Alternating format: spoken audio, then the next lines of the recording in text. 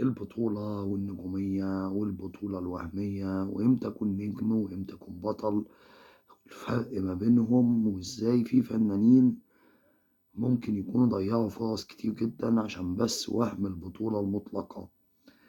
ده موضوع اللي هنتكلم فيه النهارده، أو هنحكي فيه النهارده مع بعض في أول حلقة من حلقة حواديت الفن.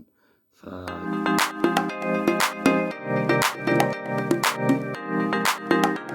مساء الخير، أهلًا بيكم. خلّونا الأول نبتدي في حاجة مهمة جدًا. أنا مبسوط جدًا إن أنا رجعت تاني أعمل فيديوهات، ومبسوط جدًا أكتر إن أنا رجعت أعمل حاجة أنا باحبها في الحقيقة.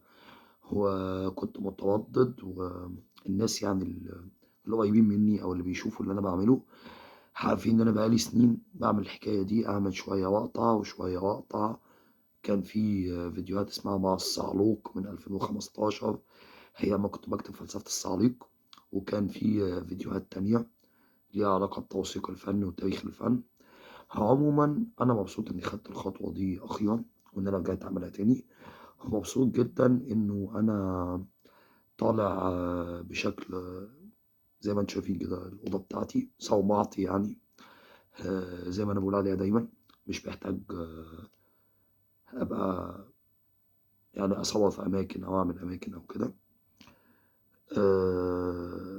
القاعدة اللي هيمشي عليها فيديوهات حواديت الفن، إن أنا هاطلع أفضفض، هاطلع أتكلّم في أفكار في دماغي، حاجات في دماغي عن الفن عمومًا والحياة برضه. وزي ما قُلت دي حاجة أنا باحبها، تمام، وهاعمل اللي أنا باحبه.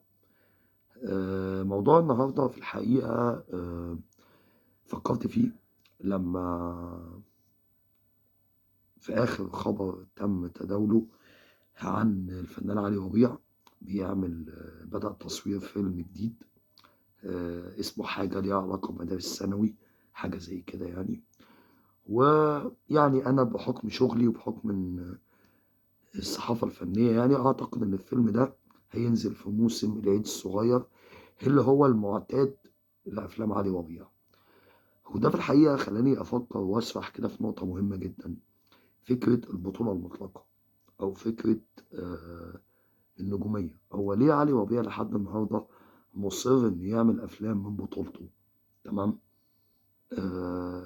والأفلام دي ما بتحققش النجاح المطلوب أو النجاح المتوقع، وما شُفناش فيلم فيهم عملت ضجة كبيرة جدًا إن كل الناس انتبهت كده مرّة واحدة الحق ده علي ربيع منزّل فيلم. هو إيه الفرق بينه وبين مصطفى خاطر؟ تمام؟ في الحقيقة أنا باشوف من وجهة نظري ليه قبل بس ما أقول كده هو ليه مصطفى خاطر، لإنّهم طلعوا مع بعض وبدأوا مع بعض. ونفس المدرسة يعني اللي هي مسرح مصر.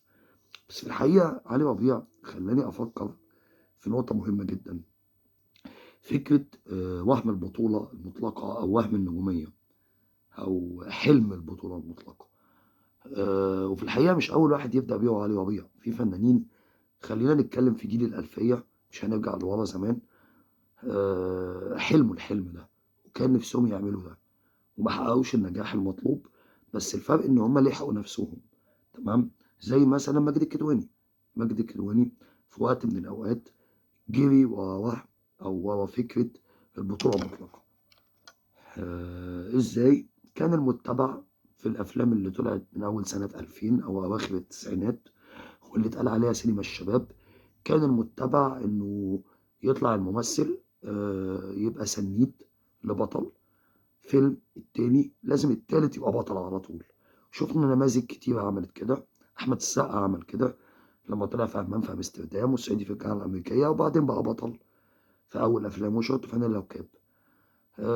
أحمد حلمي عمل كده لمّا طلع في الناظر وعبود على الحدود، التالت على طول بقى ميدو مشاكل بطل، وبقى هو ده الشيء المُتّبع ساعتها أو العُرف يعني. ماجد الكدواني عمل ده لمّا جه عمل فيلم اسمه جاي في السريع، تمام. وللأسف فيلم جاي في السريع كان فيلم يعني مش موفّق، تمام، وما حققش النجاح المطلوب. بس الفرق إن ماجد الكدواني تدارك الفكرة دي ورجع تاني لفكرة البطولة الجماعية، وده اللي إحنا فهمناه بعد كده إنه مش لازم تكون أنت البطل الأوحد، تمام. عندنا نموذج تاني مثلًا محمود عبد المغني.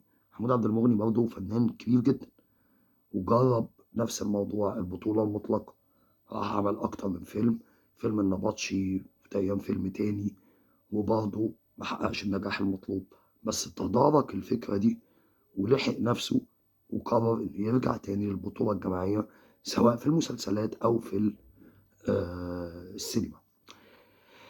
مشكلة علي ربيع أو مشكلة اللي بيحصل إنه أنت بتبقى متخيل إن أنت هتكون نجم وبطل، طب ما هو أنت ما هو ما عندكش ده أو ده بيحصلش.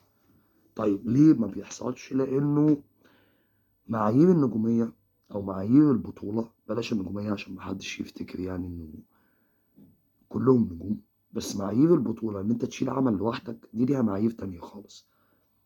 أنت ممكن تكون ممثل شاطر جدا بس متقدرش تشيل عمل لوحدك، وشفنا زمان ناس كبار جدا عمرهم ما شالوا عمل لوحدهم. تمام. ستيفان روستي عمره ما طلع بطل. تمام. توفيق الدين عمره ما طلع بطل، ومع ذلك هو توفيق الدين بقيمته ويعني تمام. فده ما يقللش حاجة من الفنان. تمام.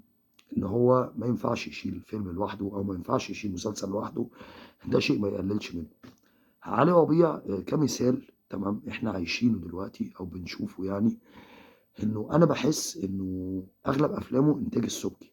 تمام. والسبكي منتج ذكي جدا جدا في الحقيقه يعني، من اذكى المنتجين الموجودين، لانه واللي اتركوا بصمه يعني في السينما، هو منتج دارس السوق كويس، عارف ايه اللي اعرضه واعرضه امتى وفين والتوقيت وكل حاجه. تاني هنرجع لاول الالفيه، كان السبكي في الوقت ده اخترع خلطه كده لافلام العيد. تمام. ممكن الشباب الصغير ما يكونش حضر الايام دي، بس احنا واللي في سني حضر الايام دي، انه كان في فيلم كده، فيلم العيد انتاج السبكي بالخلطه بتاعت افلام العيد، اللي هي بتتلخص برقاصه ومطرب شعبي وكام كوميديان مع بعض يعملوا حاله، ويبقى فيلم لذيذ ودمه خفيف، اغنيتين ورقصتين والناس تعيد وتتبسط. وفي الحقيقه مفيش سينما بتخسر بالمناسبه يعني، وخصوصا دلوقتي مفيش افلام بتخسر. حتى لو ما جابتش ايرادات في السينما هي بتجيب ايرادات في حته تانيه، تتبع للقنوات تتبع للمنصات، فما فيش فيلم بيخسر. اللي بشوفه من وجهه نظري ان نفس الموضوع بيتكرر مع افلام شبه الافلام الكوميديه اللي طلعت استنساخ لمسرح مصر. تمام. استنساخ للولاد دول لاعمالهم يعني، او الشباب اللي طلعوا في مسرح مصر بيبداوا ينتجوا لهم افلام تنزل في العيد، آه نوع من انواع الكوميديا اللي بتعتمد على الافيهات وعلى الكلام 90% منه مواقف وكلام من السوشيال ميديا. آه جاب ايرادات خير وبركه، ما جابش خلاص مش مشكله، الفيلم بيتعبى ويتباع للمنصات. ده على مستوى الانتاج مش هيعمل حاجه يعني، مش المنتج مش هيتضرر منه في حاجه، بس للاسف ده بيضر الفنان. تمام. يعني ده بيضر انت اسمك كفنان على المدى البعيد. تمام. مصطفى خاطر، لما قلنا هنتكلم كمثال لمصطفى خاطر او مقارنه، ان اللي يشوف بدايات مصطفى خاطر والاعمال اللي عملها هتلاقي ان مصطفى خاطر دارس خطواته كويسه جدا. اولا ما طمعش في البطوله المطلقه، بالعكس ده شارك في اعمال جماعيه، بطوله جماعيه، فكان بيبان اكتر، واوقات اتمرد على الكوميديا. يعني في اوقات عمل ادوار مش كوميديه، زي حرب كرموز، زي الصندوق الاسود تقريبا قدام منى زكي ومحمد فراج. فهو ده اللي انا اقصده، ان هو بدأ يخرج من الاطار الكوميديا والافيهات، لا انا عايز اثبت ان انا ممثل، وانا مش هيفرق معايا فكره ان انا ابقى بطل لوحدي. تمام. فالنجم والبطل الاوحد بيبقى ليه معايير الجمهور هو اللي بيحطها، ودي صعب اي صحفي او اي ناقد او اي مخرج او اي انه يقول لك معايير النجم كذا، مفيش حاجه اسمها كده. دي بتبقى بقبول الناس نفسها، الناس هي اللي بتحط حد على مستوى البطوله لوحده. يعني زي زمان اما في وقت من الأوقات احمد زكي كسر قاعده الشاب الوسيم اللي لازم يبقى هو البطل والبنات بتموت فيه، لا ده طلع ولد اسمر بسيط الناس هي اللي حطّته في المكانة دي. في الجيل الجديد برضه نفس الموضوع، إنه الجمهور هو اللي بيحُط حد في المكانة دي.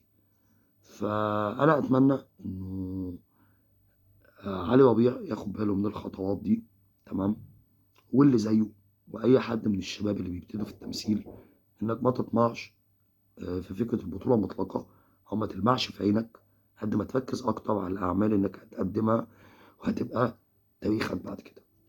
شكرًا ليكم، ده أول فيديو وأول حلقة من حواديت الفن، وسجّلتها بسرعة، وأتمنى تعجبكم، وبإذن الله نلتقي على خير. سلام عليكم.